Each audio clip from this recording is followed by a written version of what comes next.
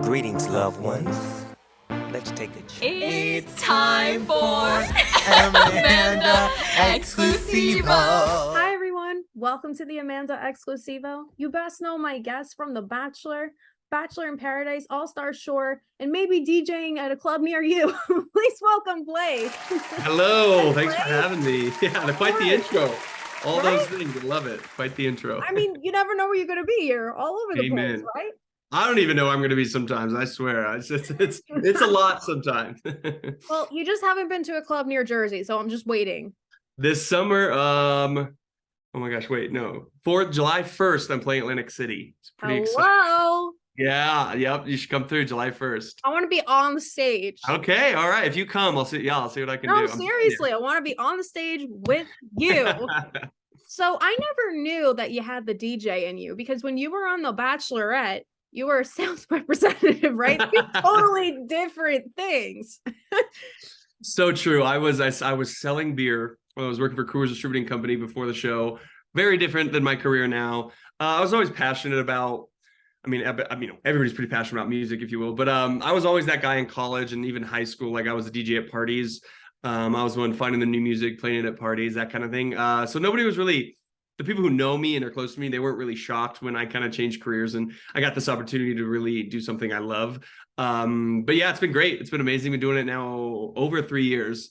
So yeah, it's been awesome. I honestly, it's weird. Like now I don't know life without it. You know what I mean? I can't imagine not DJing for a living and making music. So pretty cool. So let me ask you about like how you got into DJing. Is it because of Stagecoach? You knew I was going there somewhere. Honestly, it's kind of a crazy story. So like I said, I've always been interested in stuff, but I never really, it just seemed like such a pipe dream, right? Like nobody actually thinks they can like make a living doing that, right? Like it's like just a pipe dream. Like I still had to pay the bills, so I was selling beer. And then actually right after Paradise, I got a call from Caitlin Bristow and she wanted me to come on her podcast tour up and down the West Coast. And I was like, I can't, I'm still under contract. Like I just can't do it. And she was like, well, let's see if we can get around it and have you DJ it. And I was like, all right, fuck it. Like, all right, let's do it. Why the hell not? Yeah. Yeah, exactly. So ABC ended up being like, okay, like, listen, we know you need this, you know what I mean? Like, you know, after everything. And so I literally like bought a little controller, like a travel controller board. And I spun for like, I think we did like 10 dates in like 15 days. And again, I just fell in love with it. I was like, oh my God, this is like incredible. I love doing it. I love the energy of the crowd. I love being on stage. I love entertaining. And a buddy of mine, DJ Silver, and then my buddy Eric Bradley, my tour manager, they reached out and they were like, yo, like I can't teach what you have. Like I can't teach the stage presence, the energy, the charisma and all that you have. And he's like, I can teach you to be like a legitimate DJ. Like we can do that. And so I took classes for 6 weeks to become an actual DJ. And then hard? Yeah, you'd be surprised. You'd be shocked. Really? You'd be shocked. Like, what's the hardest thing? You just go like, no, you'd be shocked though. Like there's a lot of like intricacies, if you will, a lot of like little things that you don't realize as a listener, like somebody at a club, like what they're doing. Like now I go to a club and I can like hear things and I'm like, oh, that was like dope transition. That was a good beat match. That was a good, you know, whatever it is. And so there's a lot more to it than I think. It's a lot more technical than people think. But yeah, and then next thing I know, you know, I was on a label and I was playing my first gig, actually, like first big ever was actually in Atlantic City. It was the I can't think of what it is now. Oh my gosh, I'm good. Anyway, it was great. Got a residency there, and then COVID hit, and so I went a year without DJing. We're back at it now, hitting the ground running. I mean, I've had some amazing, including Stagecoach last year. Played Stagecoach, which was awesome. Very full circle moment for sure. And it was so much fun. Did you start the Stagecoach movement? I'm just curious because a lot of people from Bachelor Nation, ever since you went there, it's been like a whole thing. I'm always curious. Yeah. Like, did you start that trend? I mean, listen, Stagecoach was a thing before me. We'll just say I that. know. I know. But for Bachelor Nation. Yeah, I think it just a lot of Bachelor people go. I mean, it's only, you know, an hour and a half outside of LA, and it seems like everybody in Bachelor Nation moves to LA. They get free tickets, you know, from Stagecoach and from artists and things like that. So it was, even before I went, like there was always quite a bit of Bachelor people. But I think this year I went, which was 2018. No, it was 2019. it seemed like there were a lot more than usual. Like Colton's entire season was there. Like literally Colton's entire season was there. Wow. They were all at my table and everything during Stagecoach. So I think that's just when it kind of blew up. Obviously, like people saw the stories, and obviously Paradise played out the way it did. And so now I just do it as more of a big middle finger to like production and stuff. I'm like, you're not going to get me to not go to Stagecoach.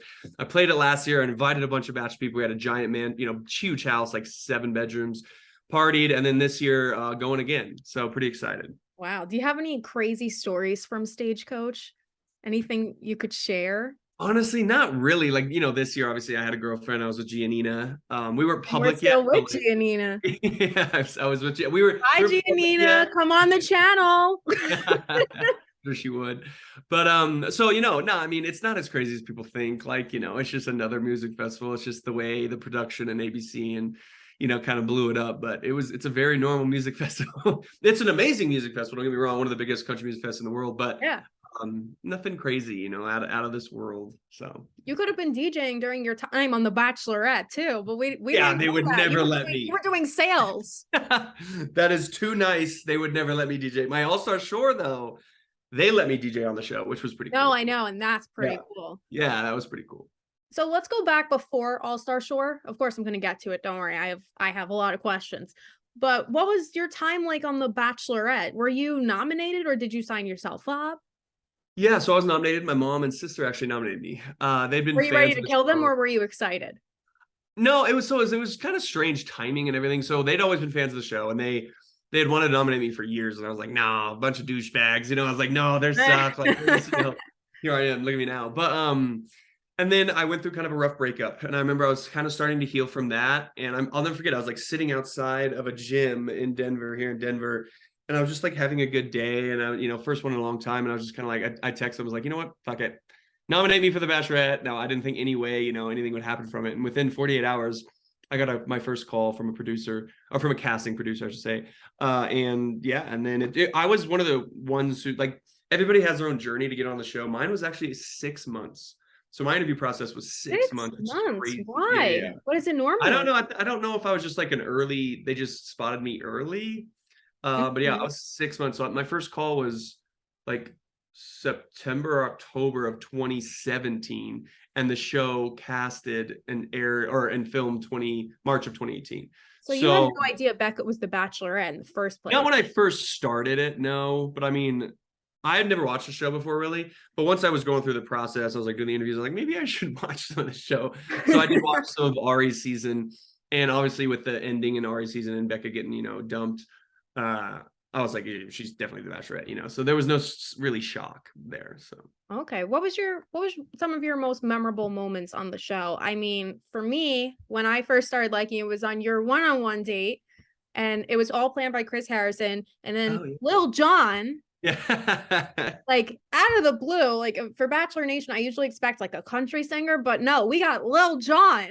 Little John was DJing us, just breaking a bunch of shit. Still, fun? In my opinion, it looks great. It looks like one of my favorite dates. Like, not just obviously that I've been on, but like I think in Bachelorette, like it's so cool to be able to like smash. It's almost like therapeutic, especially because we got to like weirdly like smash some of Ari's shit, like what I mean, like his race car, and like so it's just like a very therapeutic moment, I think, for her, and just like this like symbolic moment, if you will, of like we're leaving the past in the past.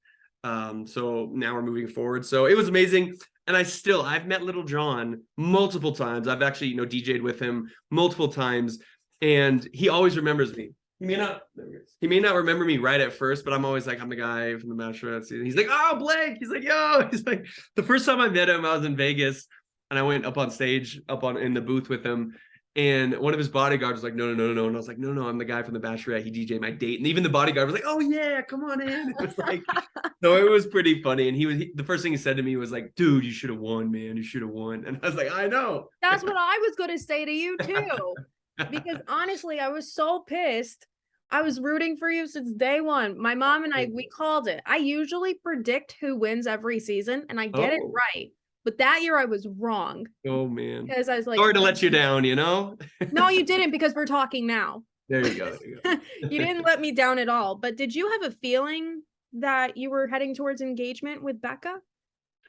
Yeah. So, I mean, I was all in. Like I had bought into all of it. You know, I bought into the journey, if you will. I bought into Journey. yeah, I bought into, you know, the engagement at the end, all of it. Like I was just all in. Like I trusted everybody, and I was just so in the moment. And it was honestly amazing. It was so amazing to be in the moment and to just like feel everything and just not have my walls up. And I was just like, this is incredible, you know. So yeah, there at the end, I definitely thought going into the like final two, going into the Maldives, I was very, very confident. I thought it was me. And then our very first date, when I met her family. My family was great. We got along super well. It was a really fun day. But there was a moment, I remember there was a moment where normally, like anytime you're off camera, you know, you like sneak in kisses, or like she'll come and jump in my arms, you know, any kind of chance you get without cameras and without producers. And I remember she had just finished talking. I think it was with her mom at the time.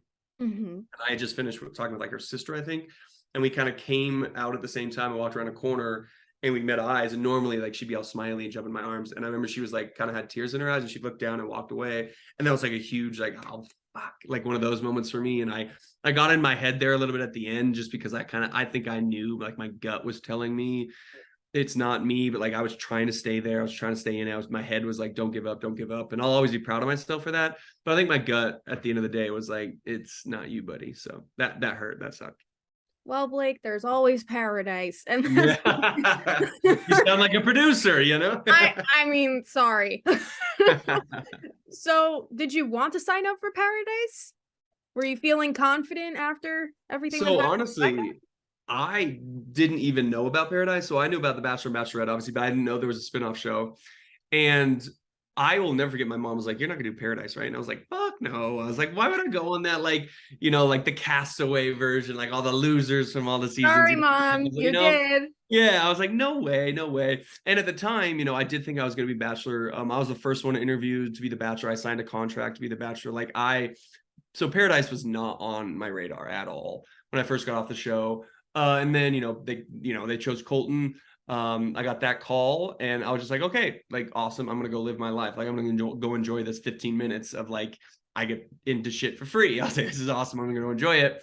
And then obviously, you know, about probably like 6-7 months after my season had wrapped, I started getting the calls from the producers being like, you know, you should consider Paradise. And I was still like very, very hesitant.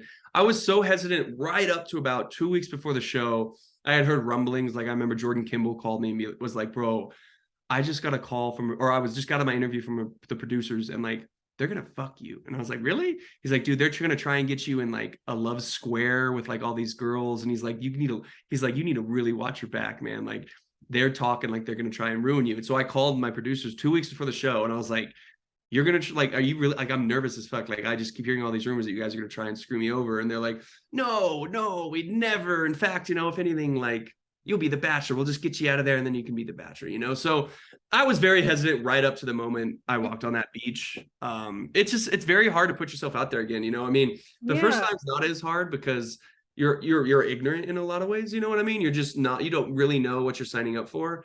And then signing up for it again, it's pretty hard. It's not easy. So your relationship with Kaylin and Christina, that was not produced, that was a genuine connection. I mean, I definitely didn't have a relationship with Kaylin. Me and Christina, we had actually dated, I would say dated the end of 2018. So like for like 3 months we hung out, you know, we kept it pretty DL. I mean, people knew if you were like, we were spotted out in Denver and LA and stuff, but you know, it was like, we did genuinely, you know, have a connection and hung out. It didn't work out. I think a lot of that, I will take blame for a lot of that just because it was like, I was on this high and like, I was traveling everywhere. Like, no way was I going to like, be the, you know, a good boyfriend or anything. So like I more or less kind of called that off. And then Kaylin was just, no, definitely not a relationship. It was just, you know, stagecoach and everything. And so, yeah, I mean, it obviously the producers have a show, right? They have a show to produce.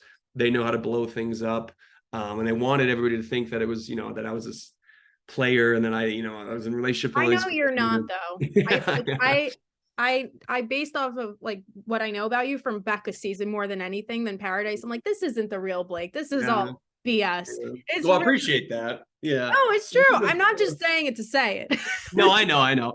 And I think it was just one of those things where like, it was just super frustrating because like you said, I mean, and you know, most people knew, I think, that like it wasn't true, but you know, I still felt like I had to defend myself, hence, you know, the text messages and everything. And I don't regret that at all. Like, I'm glad I did it and I do it again, but it wasn't easy. Like, I think people think it was like an easy decision, but it was an incredibly difficult decision. And I am glad I did it, and I'm glad I like I said, I do it again. But it just wasn't fair to anybody. You know, I think the show kind of took advantage of a lot of different people, and unfortunately it was hard. So moral of the story is paradise isn't really paradise.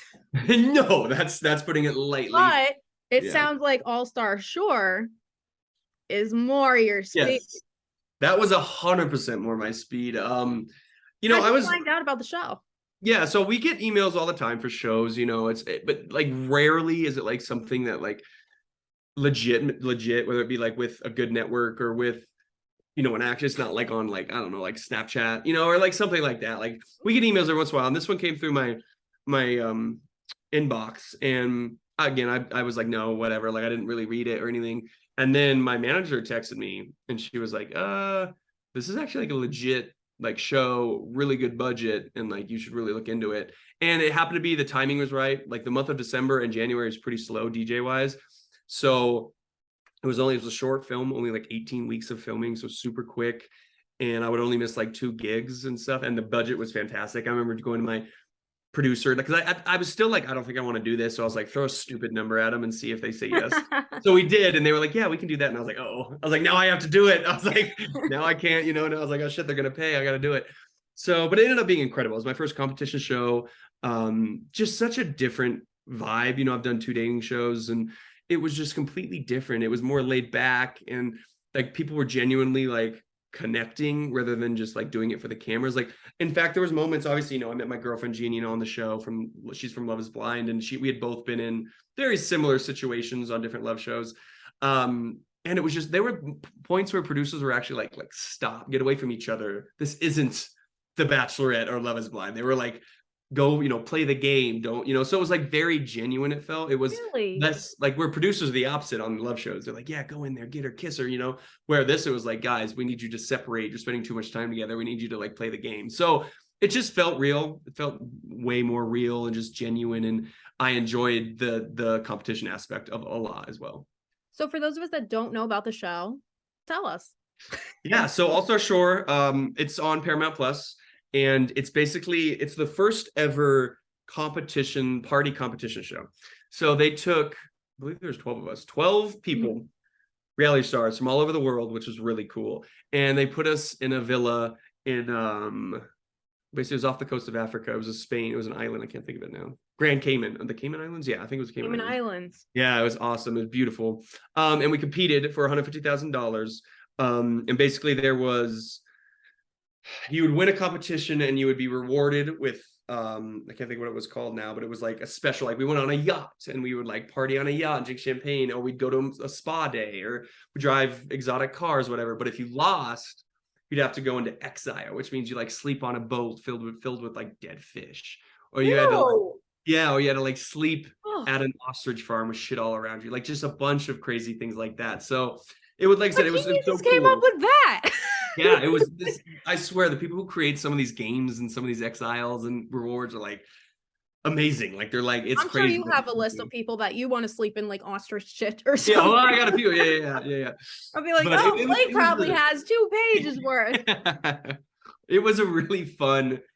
The filming itself was incredibly challenging because they wanted. So it was basically what I call it. It was a mix of Jersey Shore and The Challenge, and basically we party all night till like 3 or 4 in the morning, and then we have to get up at like 7 a.m. and do these competitions. So it was very challenging filming. Like I was exhausted most of the time, not on sleep, and it wasn't like Bachelor and Bachelorette where it's like, you know, 2 drinks an hour. No. It was like 2 bottles an hour. It was like rage till your face falls off, and then go try and compete for money. So it was fun though, and I think one of the coolest things was, first of all, it was hilarious. Like I loved the way they filmed it, or I should say the way they edited it. They actually showed like the bloopers in while it was happening. They showed us being stupid. They didn't show, you know, it was very like, it wasn't very like serious at all, I would say. It was just very like laid back, and they showed like funny moments instead of just showing a blooper reel at the end. Like they actually showed personalities, where I think The Bachelorette will often cut out a lot of personalities to fit like a niche. They more of like let the personalities and then let the, you know, fit the niche into the personalities, which I loved personally watching it back.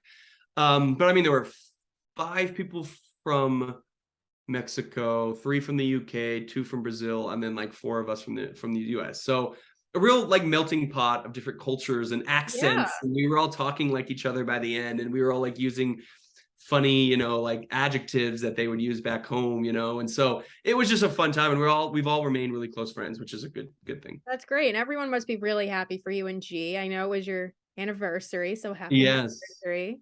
Thank So you. Thank what you. what drew you to Giannina? Have you heard of her before you went on the show? So no, I had never watched. Believe it or not, I'm not the biggest reality like TV fan. Like I don't watch Okay. reality shows really. So I never watched Love Is Blind. I did not know her. I knew of the show, obviously. I knew of Love Is Blind, but I never watched her. I didn't know who she was. And I remember going in there, and I remember thinking, obviously, like she was really cute and you know, very much my speed. And then our first conversation, it happened pretty quick. Like our first conversation was night 1, I think, night 1 or night 2, and we just had so much in common. You know, I was just like, between her, you know, being left at the altar and me being dumped when I proposed, and then, you know, a lot of what happened after, like we just had so much in common, and so we kind of hit it off, and we just grew our relationship, you know, those 3 weeks down in the Cayman Islands. And like I said, it was pretty cool because I'm so used to like producers sitting us down after every serious conversation and like dissecting it, right? And we would do in the Bachelorette, we would do like 3 or 4 like interviews a day with a producer, right? Just exhausting stuff. Wow. Yeah. And on this show, I think I did 3 or 4 the whole time we were there. So it was just a lot, like I said, it just felt a lot more like real. It just felt like I enjoyed getting to know her on my own. And then I think one thing that was also, obviously, you know, she's an incredible woman, and she's exactly what I was looking for at the time. And like I think just the timing of everything was perfect. And one of the coolest things was for 6 months we had to keep our relationship private until the show aired. And I should put that in quotes, private, because I think a lot of people knew we were dating. I was but gonna say, Blake, yeah. kind of new. We weren't very good at it. We weren't very good at it. I think we just didn't want to sacrifice our relationship for like the show. You know, we didn't want to like sacrifice hanging out because we want to keep it a secret. But we also weren't like blasting our socials with each other. We weren't like making sure that we had videos of each other. Like it was just, we were just able to kind of like live in a relationship, and it kind of felt normal in a sense. We weren't trying to post each other, trying to get, you know, these perfect couple pics and these perfect couple videos. So I think we were able to build a real foundation and a real like incredible like beginning to our relationship. And then we went public, and I was terrified. I haven't been public with a girlfriend since I was in the public eye. So I was terrified. She kind of had, so she knew what was coming. But honestly, it's been awesome. Like it's all been supportive, and I didn't expect that. Like I still thought there was going to be the trolls. You know, I think maybe I have them all blocked or something. But like I thought She's there would be definitely like a great match for you. When I yeah, saw we pictures, get I was along like, incredibly hell well. yeah, Oh, Love Is thank Blind, you. Bachelor Nation together. Look at Yeah. that. Yeah, it's quite the crossover to say the least. But that's the coolest thing too, is like Bachelor Nation is kind of like, you know, just like let her, you know, opened her with open arms, if you will, like let her with open arms, Yeah. because I was really nervous. I was like, you know, Bachelor Nation is its own animal, its own monster, if you will. So I was really nervous, but everybody's been awesome in Bachelor Nation, and she actually really, really enjoys a lot of the people that we've met and I've introduced her to. And then Love Is Blind, that you know, that crowd and that audience and fan base is really awesome too. So it's been incredible. Now over a year and like 3 months now. So Yay. yeah, thank you. Congrats. But did you so you never watched her on Love Is Blind? I did, obviously. Yeah. I was like, God, I hope she finds a good man. And then what a coincidence, it's one of my faves. No. Me. It's funny because she never watched she watched some of my season, but like not a lot of it. And she's like, the first thing she said to me was, she was like, yeah, I don't really remember you, but I remember Jason. I was like, ouch. I was like, right to the heart. When we were down on the island, I was like, ouch. But yeah, we swore we wouldn't watch each other. So I haven't watched her season, and then she's kind of watched a few YouTube clips, but she always doesn't like it and she'll turn it off. Like of me being dumped or whatever. I could get it. Yeah. So Weird to I don't think see. we'll ever watch each other's seasons fully. I think it's a better idea. I agree. If she needs to know anything, ask me. There you go. All right. I know. I'm a huge fan. I watch everything. Reality TV is like my life. Love it. But Blake, No shame. What's that? No shame. Oh, no shame. But before you go, I was wondering if we could play a game. Let's do it. Pretty fun. Okay. So I don't know if you're friends with Mike Johnson, but let's just say he did a pretty good job. And he's my record right now for Okay. my famous speed round. All right, So Mike. We'll beat him. basically, the game is to answer as many questions as you can about yourself within a minute. So, Okay. So let's you're gonna just ask a bunch of say- questions, like speed round? Okay. All right. Let's just say Mike did pretty well. Okay. Okay. I usually we can do. have 20 questions on here. I think he got like 18. Ooh, that's pretty good. Yeah. We'll see if we can beat it. We got 1 minute, you said 60 seconds? Yep. Okay. 1 minute. So, Blake, whenever you're ready, let me know and I will start the timer. All right, let's do it. Okay. And the timer is going to start now. Beach or pool? Beach. Stagecoach or Coachella? Stagecoach. Bachelorette or Bachelor in Paradise? Ooh, Bachelorette. Dogs or cats? Dogs. What's your favorite color? Blue.